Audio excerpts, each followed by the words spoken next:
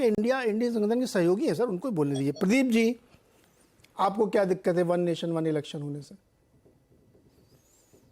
देखिए, पहले तो मैं जवाब दे दूं जो आप सवाल अभी पूछ रहे थे हमारे इंडिया गठबंधन के सहयोगी से कि रीजनल पार्टीज को क्या प्रॉब्लम होगी।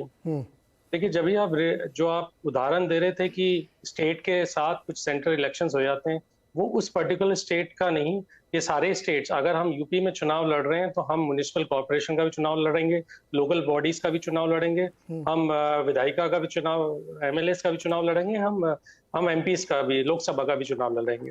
तो जब हमारे पास इतना बड़ा इंफ्रास्ट्रक्चर हमारे पास रेडी होना चाहिए ये सारा चुनाव लड़ने के लिए।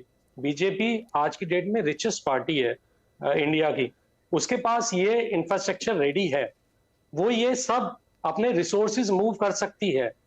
भारतीय जनता पार्टी आज की डेट में इलेक्ट्रल बॉन्ड में 90% उनके खाते में है, उनके पास सब सारा अमला जामा है, वो इकट्ठा करके चुनाव लड़ सकते इकट्ठे। जहां पे एक पार्टी, समाजवादी पार्टी से भी काफी छोटियां पार्टियां हैं हर प्रदेशों में, वो छोटियां पार्टी जब अपना चुनाव लड़ने जाएंगी तो वो क्या सिर्फ स्टेट इलेक्शन लड़ेंगी? भाटी जी ये बताइए, भाटी जी जब अलग अलग इलेक्शन होते तो ज्यादा खर्चा होगा कि एक साथ इलेक्शन में ज्यादा खर्चा होगा? आप पैसे की बात कर रहे हैं, अलग अलग लड़ने में ज्यादा खर्चा होगा ना? मैं बताता हूँ आपको, 2009 और 2014 में 3 गुना सरकारी आंकड़े के हिसाब से 3 गुना ज्यादा खर्चा हुआ। 2014 से जो अनुमान है 2019 के चुनाव में वो लगभग 60,000 करोड़ का अनुमान है। 60,000 करोड़ की अगर हम बात करें उसमें से 60 से 70% पैसा भारतीय जनता पार्टी ने खर्च किया। ठीक है जी, अब आप लड़ रहे हैं उनसे, मतलब 60% में। नहीं सर, अरे भाटी जी पहले एक मिनट में सवाल ध्यान से सुन लीजिए सर, सवाल ध्यान से सुन लीजिए तो आपको जवाब देने में आसानी होगी। आपको उत्तर प्रदेश में चुनाव लड़ना है या किसी भी पार्टी की, जो भी रीजनल पार्टी होगी, ये किसी एक के लिए नहीं है, तो आप एक साथ विधानसभा, मतलब उदाहरण के लिए विधानसभा भी लड़ सकते हैं, लोकसभा भी लड़ सकते हैं, वो एक ही साथ हो रहे हैं ना, तो आप प्रचार भी एक ही साथ करेंगे, 3-4 भी लगे रहेंगे ईवीएम मशीन अपना, जिसको जहां जहां वोट डालने। जैसे अभी प्रयोग के तौर पे 2 इलेक्शन साथ में होते हैं, विधानसभा लोकसभा, तो एक और रख दीजिए उदाहरण के लिए। इससे खर्चा आपका कैसे बढ़ेगा ये बताइए मुझे। एक सिंपल सा एग्जाम्पल आपसे उदाहरण पूछता हूँ। आप घर में एक शादी कर रहे हैं और 4 शादी एक साथ कर रहे हैं, खर्चा कम लगेगा सर? खर्चा कम लगेगा, मैं बता रहा हूँ आपको। एक इंफ्रास्ट्रक्चर लगेगा, खर्चा कम लगेगा, ऐसा लोग करते भी हैं, एक ही लगेगा, ऐसा लोग करते भी हैं, आप समझने की कोशिश करिए।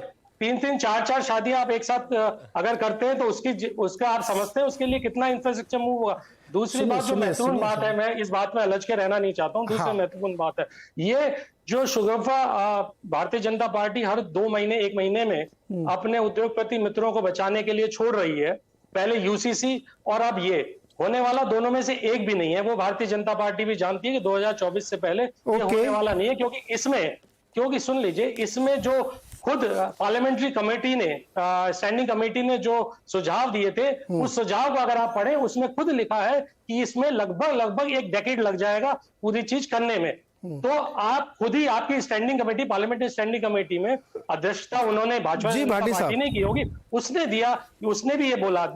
तीसरी बात, अगर हम खुद भारतीय जनता पार्टी के मैनिफेस्टो पे जाए, 14 में भी और 19 में भी इन्होंने ये लिखा कि हम इसको इंप्लीमेंट करेंगे, वन नेशन वन इलेक्शन। अगर खर्चा ही एक रीजन है कि बहुत पैसा बचने वाला है इससे, तो देश का भारी नुकसान करा दिया भारतीय जनता पार्टी ने। 9 साल इनको समय मिला, लेकिन ये पार्टिसिपेटिव डेमोक्रेसी में बिलीव नहीं करते हैं। ये लास्ट के 6 महीने में, 3 महीने में, क्योंकि मालूम है 2024 में ही नहीं आएंगे। भाटी साहब, दिक्कत है अपने आप चुनाव हर 6 महीने में होते रहते हैं, तो जब भी आएगा ये सवाल आप लोग कर दोगे, चुनाव से पहले ये नाटक करते हैं, हर 6 महीने में चुनाव होते हैं यहाँ पे, उसी को खत्म करना है। अगर 6 महीने में चुनाव हो रहे हैं तो आप, जरूरी नहीं है देश के प्रधानमंत्री हर रोड, सड़क, गली, मोहल्ले में जाके या क्यों न जाए, मैं कहता हूँ क्यों न जाए। वो अपने पार्टी के नेता हैं, वो पंचायत से लेकर प्रधानमंत्री तक चुनाव लड़ेंगे, इस पर आप रोक थोड़ी सकते। लोकतांत्रिक अधिकार, आप लोकतंत्र की दुहाई दे रहे हो, कह रहे कि वो प्रचार न करें।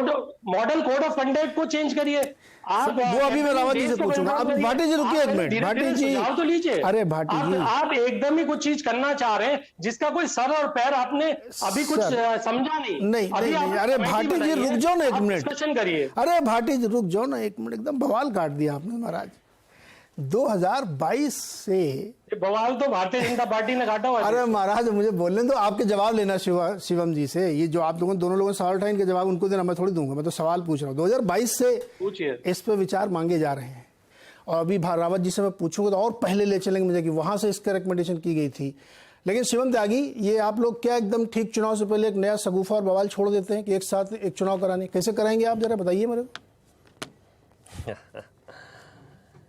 देखिए, अर्शप्रीत की बातों से जवाब शुरू करूंगा। सबसे पहले कांग्रेस के प्रवक्ता ने छोटे कहा जवाब देना, बहुत लंबा कि क्या नहीं। होगा अगर भारतीय जनता पार्टी, हाँ छोटे छोटे जवाब दूंगा।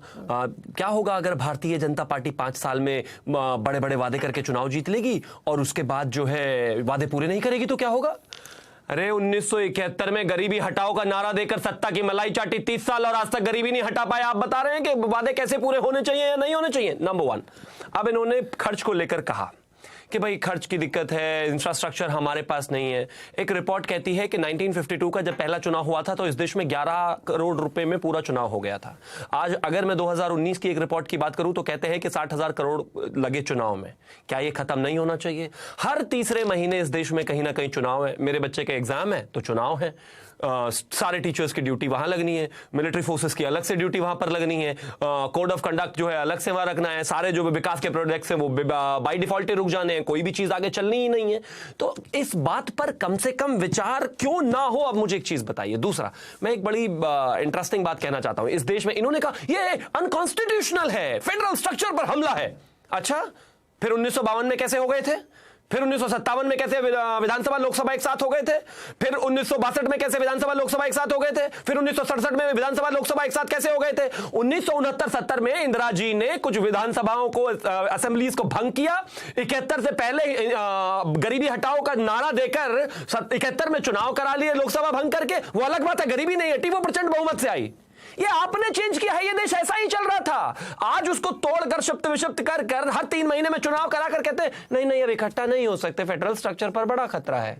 कैसे खतरा है, जरा इसका टेक्निकलिटीज बताइए। अब मैं आगे आना चाहता हूं। मेरे समाजवादी के मित्र ने कहा देखिए हमारे पास तो पैसा है नहीं, और अगर हमारे पास पैसा नहीं है, इंफ्रास्ट्रक्चर नहीं है, तो हम तो नहीं लड़ सकते। साहब, लोकसभा विधानसभा एक साथ हो जाने से तो आपका तो अच्छा हो जाएगा। मैं तो कहता हूं विधानसभा के लिए विधायक का कैंडिडेट, लोकसभा के लिए लोकसभा का कैंडिडेट, और अखिलेश यादव जी अपनी वो छत खुलने वाली है कि मर्सिडीज में घूम के प्रचार कर लेंगे। भाई सारा ही काम आसान हो गया, पेट्रोल डीजल से लेकर रैली, हर चीज का खर्चा एकदम कम हो जाता है।